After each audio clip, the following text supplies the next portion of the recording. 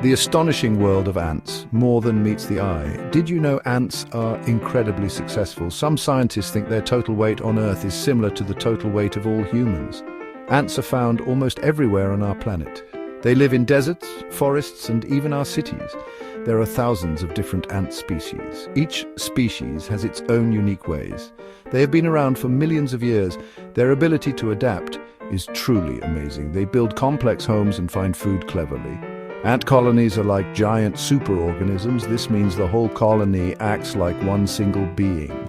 Each ant in the colony has a specific job to do. They all work together for the good of the colony. No single ant can survive alone for long. They depend on each other completely.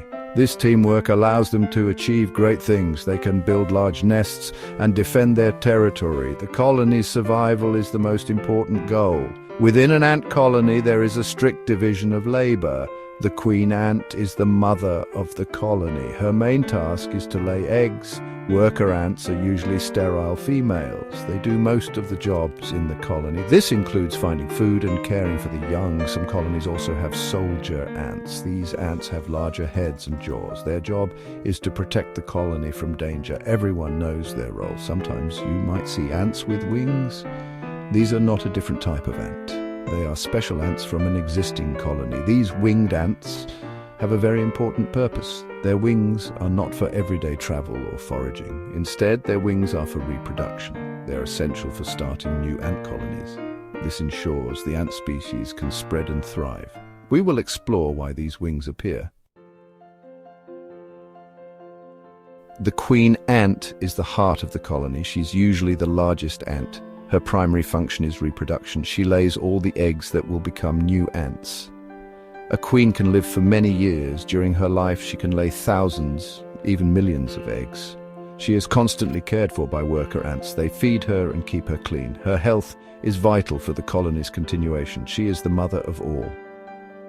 Most ants you see are worker ants. These ants are all female. However, they are typically sterile, meaning they cannot reproduce.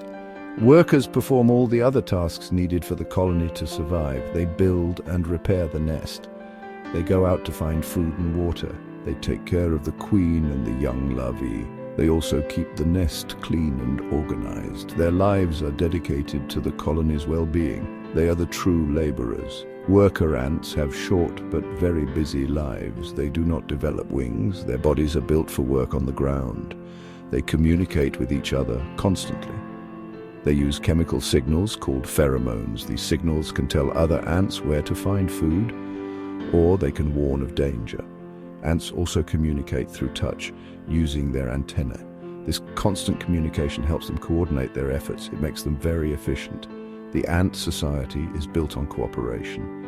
Every ant knows its place and its duties. This highly organized system allows them to overcome challenges. They can find food sources far from the nest. They can defend their home against much larger enemies. This social structure is a key reason for their success. Without this order and teamwork, ant colonies could not survive. It is a world built on collective effort.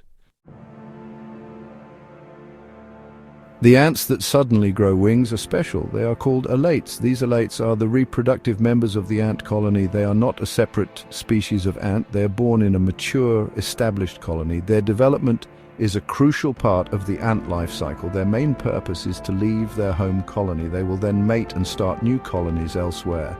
This is how ant populations expand. Alates come in two forms, male and female. The male alates are often called drones. They develop from unfertilized eggs. Their sole purpose in life is to mate with a female alate.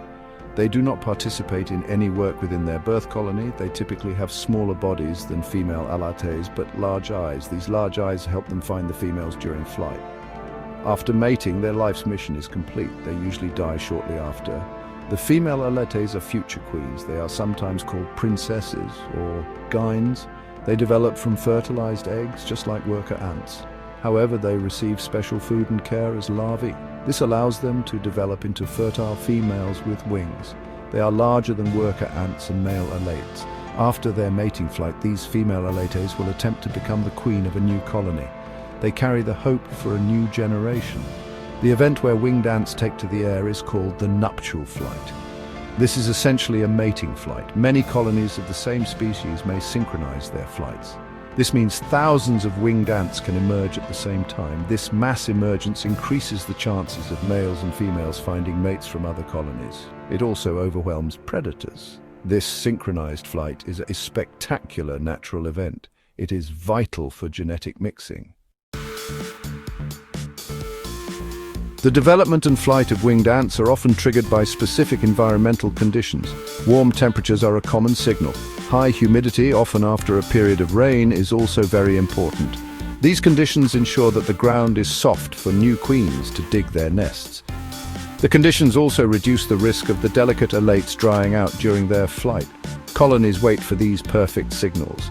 This timing is critical for survival. A colony must reach a certain size and maturity before it can produce alates. Producing winged reproductives requires a lot of energy and resources. Young or small colonies cannot afford this investment. They must focus on growth and survival first. Once a colony is well established and has surplus food, it can begin to raise alates. This is a strategic decision for the colony. It ensures the best chance of successful reproduction. The colony invests in its future. After the nuptial flight, the story of the winged ants diverges. The male ants, having fulfilled their purpose of mating, will die. They do not live long after the flight. The newly mated female alate, now a queen, has a challenging journey ahead. She will land, and one of her first actions is to shed her wings. She usually does this by rubbing them against objects or breaking them off. She will never fly again. Her wings are no longer needed. The new queen then searches for a suitable location to start her own colony. She will dig a small chamber in the soil or find a protected spot. Here she will lay her first batch of eggs. She will care for these first larvae herself, often not eating until they mature. These first workers will then take over the tasks of foraging and nest building. Thus, from a winged flight, a new ant city begins. Wings are therefore a temporary but essential tool for ants. They ensure the continuation and spread of their remarkable societies.